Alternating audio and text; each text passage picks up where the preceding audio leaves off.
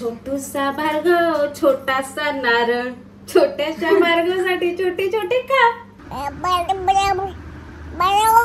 कुस्कारली आहेत काय सांगा. बघा मस्त आतमधून नरम पण झाली आहेत आणि मस्त झाली आहेत अगदी. बघा पोकळ पण झाली आहेत. अशी नारळाची कापा रक्षाबंधनला होऊन जाऊ दे ना सरोज. पारंपरिक कोकणातली सुप्रसिद्ध आणि नारळी पौर्णिमेक तिचं खास महत्व. नारळाची कापा. आता काप झाला, आता लाडूची बारी. हा पण अक्कोच खातलो. माझा भाव असतात ना गेल्या वर्षीच्या व्हिडिओ तो अक्कोच खाता. त्यांना असे बारके लाडू पाटकन तोंडात टाकू आवडतात. बस झालेत खुसखुशीत. बघा अगदी चिवचिवीत नाही झाले, खळखळीत. आणि आता उखाणं जसं मी मगाशी सांगितलं ना, बरेच दिवस झाले उखाणं घेऊन नाही, तर काय म्हणतात सगळेच म्हणतात हो हो घे घे घे. बघूया कसं तोडकं मोडकं होता काय. काय श्रावणात पडतात पावसाचे सरी, श्रावणात पडतात पावसाचे सरी, श्रीकांतरावांचे नाव घेते पाऊस पडते वेळी. परब किचनच्या घरी. हा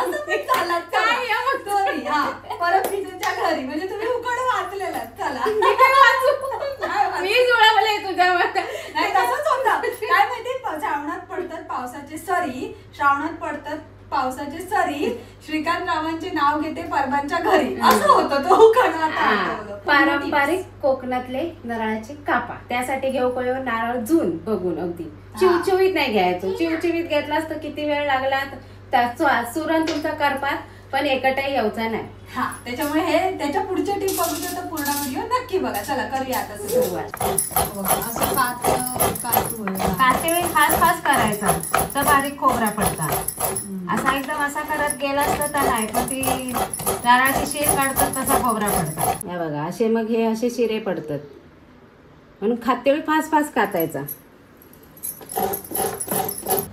हे बघा बारको नारळ होतो एवढाच, पण सुको होतो. हे बघा एवढा खोबरा पडला आणि असा सुक्या. हे बघा मी एकदम कॉर्नरचा म्हणजे किनारीचा आतला नाही कातलाय. हे आपण मग उसळीक बिसळीक कशा बाजूक घालूच असं तर घालायचा, कारण नारळाचे कापा पांढरेच सुको या काळा येता नाही. चला शुभशी शीघ्रम. कढईचा बुडो दिसलो ना. आपण आता थोडा अर्धा चमचा तूप. बघा अर्धो पाटीन येत या लागतला तरी अर्धाच घालतोय. कारण नारळ आम्ही फोडलं होतो एकदम बारको होतो. खोबरा घालून घेते. मालवणी भाषेत खोबराच म्हणतात. हा शुद्ध मराठी भाषेत नारळाचं चव. 2 मिनिटभर परतून घ्यायचा आणि मग घालायची आपण साखर. किती तो वेळ लागतात. हे साडी नेसान होईपर्यंत एक नारळाची कापात तयार. मालवणी शब्दकोशात 2 शब्द ऐकले. हा मगाची व्हिडिओ शूट करताना आता बोलल्यात नारळाची चव. म्हणजे नारळाची चव म्हणजे काय? नारळाचं चव हो शुद्ध मराठी भाषा. नारळाचं चोतो. आम्ही मालवणीत नारळाचं चोतो म्हणतो, पण आम्ही सध्या मालवणीत खोबराच बोलतो. खोबरा. आणि दुसरा काय मगाशी पडला. कितका खोबरा पडला. आम्ही पडला कारण गावी काय प्रोग्राम असतात कोणाच्या घरी तर आडाळी घेऊन जातात बायका. गो बघू तुझ्या नारळात किती दिलेले तुका. म्हणजे 5 दिलेलंच घे. हे असे कवडी तर 2.5 नारळ होते. मग किती पडला बघू. मग त्याच्यावर मला कळला का पडला खोबरा कितीचा बघू. खोबरा पडला. कसे वाटतात अशा मजेशीर शब्द तुमका पण माहिती असतील तर आम्हाला कमेंट मध्ये नक्की सांगा. आता बघा 2 मिनिटं झाली आहेत. बोलता 2 मिनिटभर बोललं, 2 मिनिटभर परतून घेतलं. आता घालते साखर. हे बघा आता साखर ओतलंय. आता ह्याचा काय करायचा, साखर विरघळेपर्यंत ढवळत राहायचा. ढवळायचा सोडायचा नाही, पण मंद आच. गॅस मोठी केलास तर तुमच्या कापान कलर बदलल्या म्हणजे खोबऱ्या. तशी नारळाची कापा अफवाईटच होत का आणि एकदम पांढरी शुभ्र दिसली तर वाटतं आता याने भाजल्यानच नाही, कच्ची खाऊ कशी. किती वेळ तरी साखर विरघळेपर्यंत. साखर विरघळली की बघू काय आता एकटे होतला सोडतला. आता हे बघा अर्धो चमचो पाटी निलेला आहे ना तो घालतोय, कारण एकदमच खोबरा सुक्या झाला ना. साखर विरघळूक होई आणि त्या खोबरा एकटे येऊ होया. मग समजायचे आपला मिश्रण. हा ही काय दिसता की हा अजून हे बघा आता जरा जड मारूक लागला म्हणजे काय ह्या कढई सोडूक लागला खोबरा आणि एकटे होऊक लागला. आता ह्याच्यात जवळजवळ 5 मिनिटं झाली. होय भार्गवला खायचं. आता ह्याच्यात तुमका आवडीनुसार ड्रायफ्रूट कुठले घालूचे ते घाला.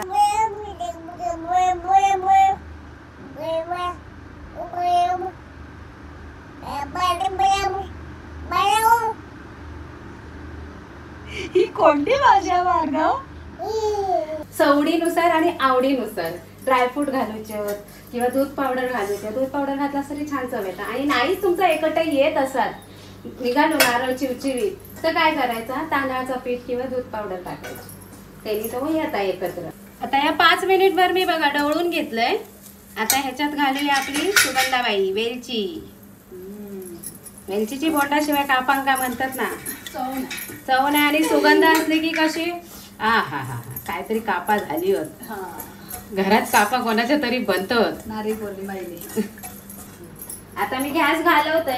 आता ह्या एकटाही झाला तर तुम्हाला खाली उतरून दाखवते की त्या ही कढई ह्या जाड गोळाची आणि आमचा खोबरा होताला लाल. हे बघा आता याची कापा तयार हा की नाही मिश्रण बघूचा ना, तर असं हातावर घ्यायचा आणि अशी बघायची. ही बघा दिसला. हे आता थंड झाल्यावर आणखीन एकटा येतं. आता गरम गरम हा तरी पण असं गोळ होता, त्याच्यावरनं समजायचं आपलं ह्या मिश्रण तयार आहे. थोडा खोबरा ना म्हणजे बघा छोटीशी डिश घेतलो आणि त्याका चोळून घेतो आपली तूप. एका भावासाठीच बनवतो. ते काय कसे निकाळतले ना ते, त्यात काय नाही. आता ह्या खोबरा सगळा घेऊया. कढई खूप गरम हा. एका आता खोबरा म्हणता नाही, चून बनव काय चून. नारळाचे कापा करता परवांची सून. गरम गरम हा. त्याला आठवण येते. हे बघा हे असा गरम असतोच. मी हातीन दाबलंय पण झाला प्लेन. आणखीन प्लेन करूचा तर तुमच्याकडे फॉईल पेपर असतात, बटर पेपर असतात, त्यांनी करा. हे बघा हे पेलो घ्यायचो आणि असा सोईन करायचं. चौकोनी डब्बो असतात त्याच्यात थापलाच तरी चालत, म्हणजे तुमका कशी. आता ह्या माझ्याकडे गोल ताट होता. आता ह्या 2-3 मिनिटं असा थंड होऊ द्यायचा आणि मग त्याचे वडे पाडूया. त्याला लयच बारीक ताट आणि गुतूर सुरी अशी जाय ना, दाखवते तुमका. ह्या बघा ह्या असा कटर होत नव्हता, म्हणजे किनारीची कापत नव्हती. मग डोक्या लावलंय. ही पाण्याच्या टोपावरची ताटली घेतलंय. आता ह्या जरा जरासा कोमटा तर आपण बघूया आपले नारळाचे वडे कापूक जमतात की. मी घेतलो पिझ्झा कटर. पारंपरिक पद्धतीत मॉडर्न टच. पिझ्झा कटर घेतलो आम्ही. तशी सुरीन पण कापाव, नाही तर सुरीनच मी कापत होतंय. तसं रोज बोलला वहिनी कशाला आहे ना आपल्याकडे, गोल गोल गाडी करा ना जरा. जास्त वेळ लागलो नाही बघा, 15 मिनिटात कापा आपली तयार. बसेपर्यंत हा भाऊ निघालो 1-2 स्टेशनातून तर झाली आपली कापा तयार. घरी येईपर्यंत उकलूक म्हणजे निकाळली होते. बघा आपली कापा तयारच. परत छोटूसा भार्गव छोटासा नारळ, छोट्याशा भार्गवसाठी छोटे छोटे काप, छोटे छोटे कापाचे छोटी छोटी रक्षाबंधन. बघा आमच्या छोट्याशा भार्गवची पहिली रक्षाबंधनची नारळी पौर्णिमेचे नारळ. आता बाकीचा आता कुस्कर होतो ना त्याका पण मी एकटे गेलेले. हे बघा हे एवढे झाले. अजून होते बघा डिश मध्ये अगदी छोटे, म्हणजे काही 5-6 नाही झाले. आणि त्याचं मी एक लाडू बनवले. हो बघा यो बघा यो लाडू पण तुम्ही तुमच्या भावाक असं भरवू शकता. नारळाचं लाडू असे झाले आहेत बरेचसे, असं नाही. 1/2 किलोच्या आसपास झाले ना गो. होय होय. चला बघा कुस्कारली आहेत काय सांगा. बघा मस्त आतमधून नरम पण झाली आहेत आणि मस्त झाली आहेत अगदी. बघा पोकळ पण झाली आहेत. अशी नारळाची कापा रक्षाबंधनला होऊन जाऊ दे ना सरोज. होय होय. चला आता काप झाला, आता लाडूची बारी. हा पण अक्कोच खातलो. माझा भाव असतात ना गेल्या वर्षीचा व्हिडिओ, तो अक्कोच खाता. त्यांना असे बारके लाडू पाटकन तोंडात टाकूक आवडतात. मस्त झालेत खुसखुशीत. बघा अगदी चिवचिवीत नाही झाले, खळखळीत.